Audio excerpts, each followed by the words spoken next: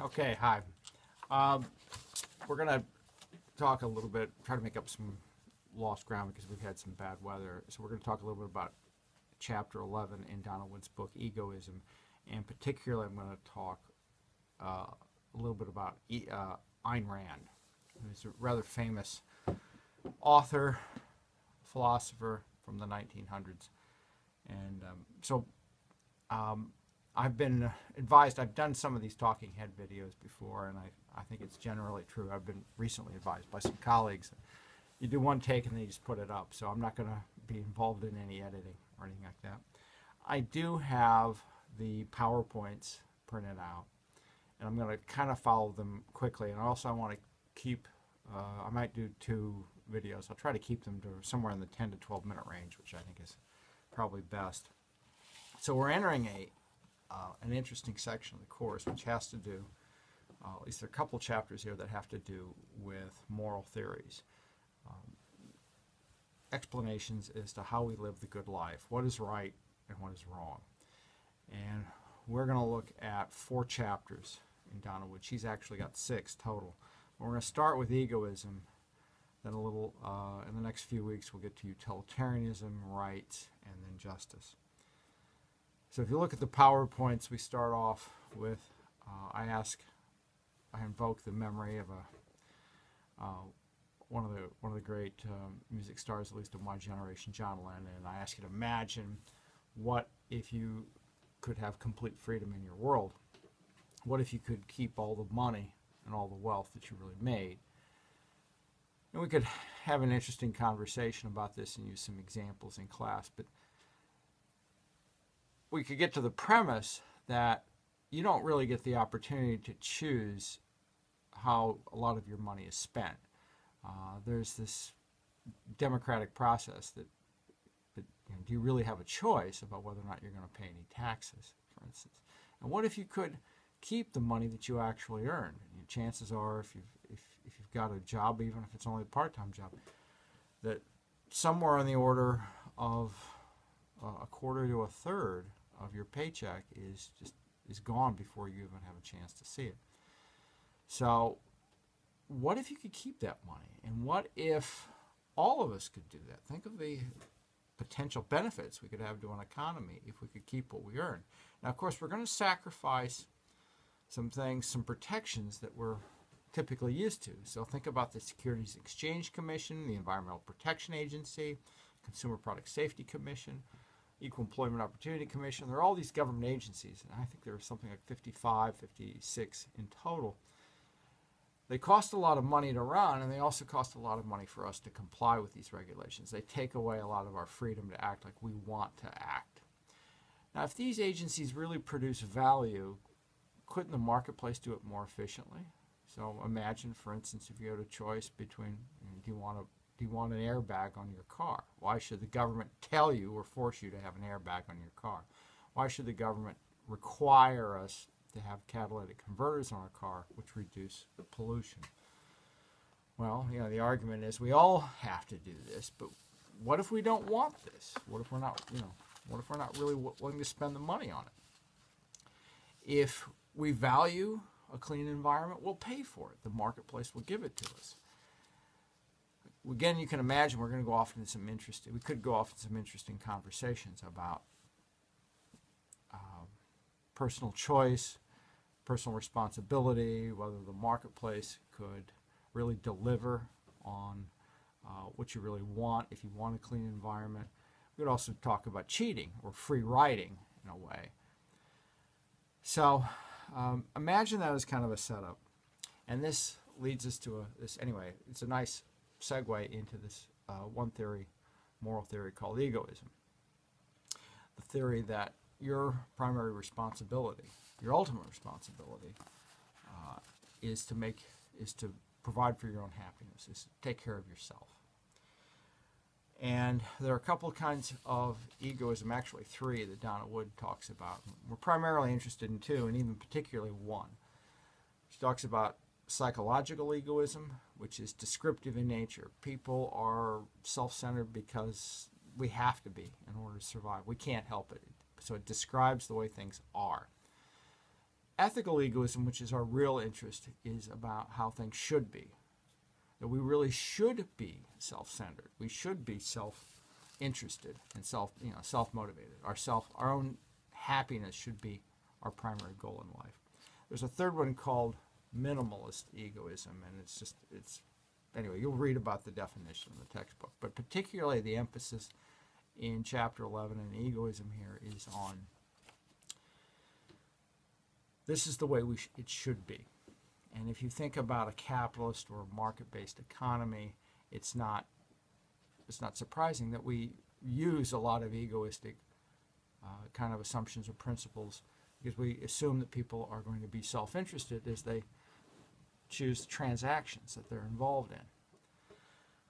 So now we get to this writer, Ayn Rand. And she has written a number of essays, but of particular interest are a couple of novels that she wrote in the 1900s. The first one actually was a second novel, but the first one we're going to discuss is The Fountainhead, Realistic Knowledge. And this was written shortly after World War II.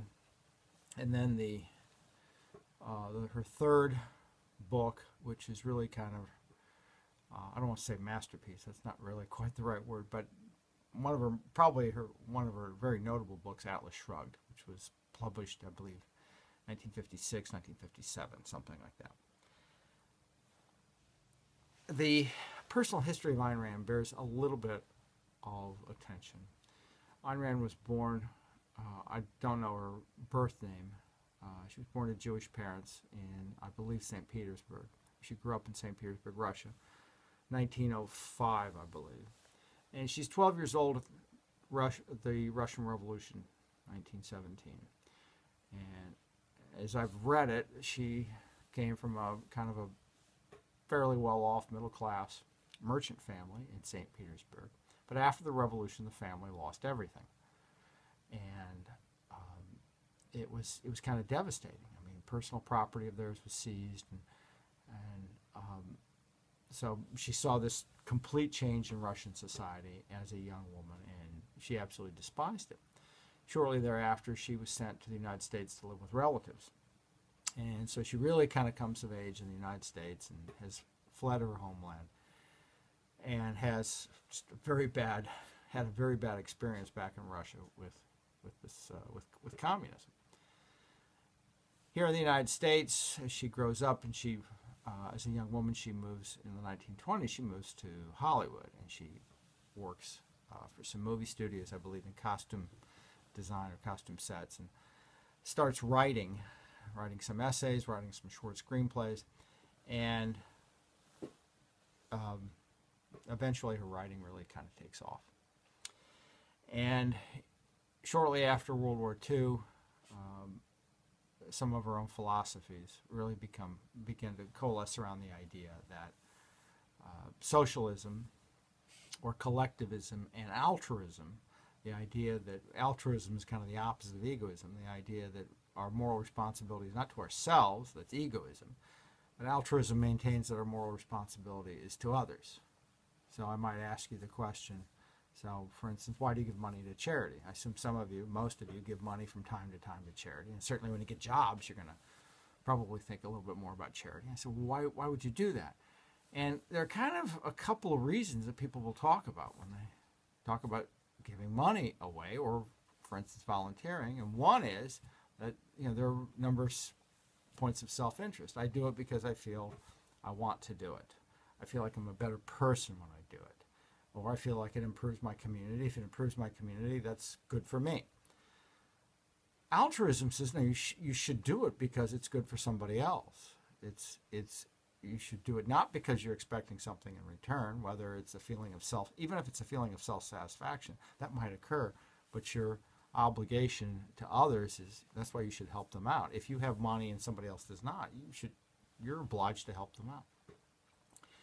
Well, this idea, if you take it to a large scale, you take it to the government level, and particularly if you start imagining it's the 1940s in the United States, and we've had a period called the New Deal. If you understand something about American history, just before the war, we had the Great Depression, and Franklin Roosevelt comes in, And he starts bringing in all these government programs. He introduces the first minimum wage. He introduces the Works Projects Administration, which finds jobs for people who are idle, and they're fixing roads and bridges and making buildings and things like that. But it's a public sector jobs program. He introduces Social Security. There are a number of other labor laws that begin to emerge during the 30s and 40s. And Ayn Rand sees this as creeping socialism. She sees this as actually, in a way, kind of scarier than socialism by revolution, which is what she experienced as a youth. And so she's trying in her books to warn us about where we're heading. Atlas Shrugged, I always like to ask students in a class if people have read Atlas Shrugged. When I was in college, there were always a few people, they tended to be the brainiacs, but it was not uncommon for people to read Atlas Shrugged. I finally read it in the 1990s, about 20, 25 years too late. But I did finally read it. It's 1,100 pages long. It's very small print. It will take you a long time. But at some point in your lives, I will say it's a good book to be familiar with. Whether you undertake the effort of actually reading it, that's up to you. There are a lot of my students that tell me a year or two later that they have read it, and some people have had their lives changed by it. I see I'm almost at the 12-minute mark, so I want to put a pause here, and I'll come back and continue a second video. We'll talk a little bit more about Ayn Rand's moral theory of objectivism, its connection with egoism. We'll talk a little bit more about Atlas Shrugged in a second tape. All right, thanks.